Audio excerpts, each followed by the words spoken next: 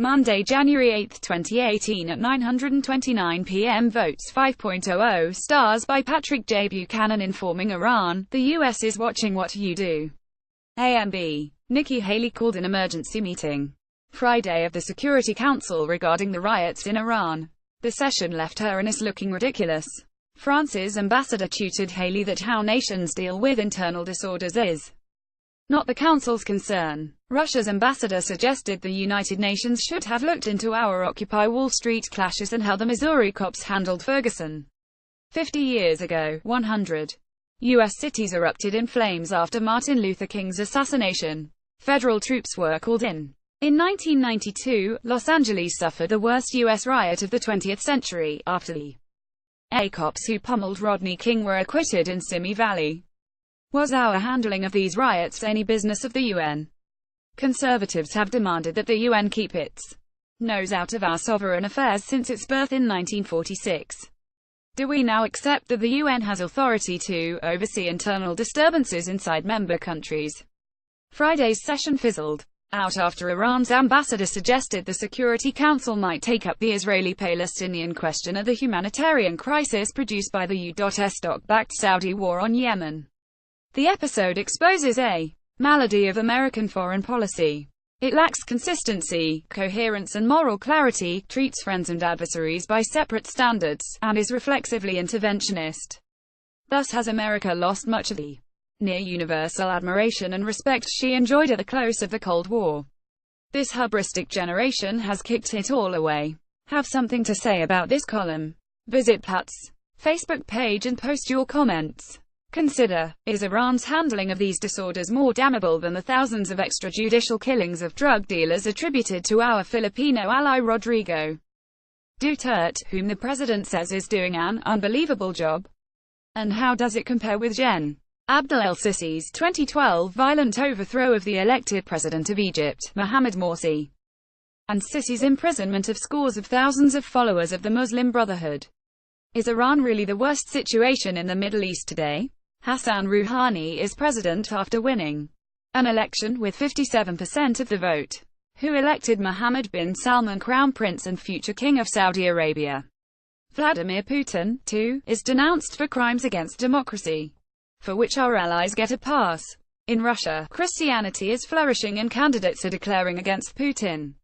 Some in the Russian press regularly criticize him. How is Christianity faring in Saudi Arabia and Afghanistan? It is alleged that Putin's regime is responsible for the death of several journalists. But there are more journalists behind bars in the jails of our NATO ally Turkey than in any other country in the world. When does the Magnitsky Act get applied to Turkey? What the world too often sees is an America that berates its adversaries for sins against our values, while giving allies a general absolution if they follow our lead. A day has not gone by in 18 months that we have not read or heard of elite outrage over the Kremlin attack on our democracy, with the hacking of the DNC and John Podesta emails. How many even recall the revelation in 2015 that China hacked the personnel files of millions of U.S. government employees, past, present and prospective? While China persecutes Christians, Russia supports a restoration of Christianity. After 70 years of Leninist rule in Putin's Russia, the Communist Party is running a candidate against him. In China, the Communist Party exercises an absolute monopoly of political power, and nobody runs against Xi Jinping. China's annexation of the Paracel and Spratly Islands and the entire South China Sea is meekly protested, while Russia is endlessly castigated for its bloodless retrieval of a Crimean peninsula that was recognized as Russian territory under the Romanovs. China, with several times Russia's economy and 10 times her population, is far the greater challenger to America's standing as lone superpower.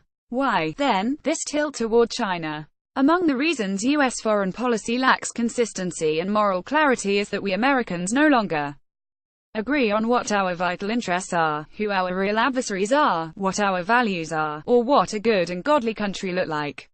Was JFK's America a better country than Obama's America? World War II and the Cold War gave us moral clarity. If you stood against Hitler, even if you were a moral monster like Joseph Stalin, We partnered with you. From Winston Churchill's Iron Curtain speech in 1946 to the end of the Cold War, if you stood with us against the evil empire of Reagan's depiction, even if you were a dictator like Gen. Pinochet or the Shah, you were welcome in the camp of the saints. But now that a worldwide conversion to democracy is no longer America's mission in the world, what exactly is our mission? Great Britain has lost an empire, said Dean Acheson in 1962, but not yet found a role. Something of the same may fairly be said of us today. Do you appreciate reading your emails and website? Let us know how we are doing. Send us a thank you via PayPal. Related posts.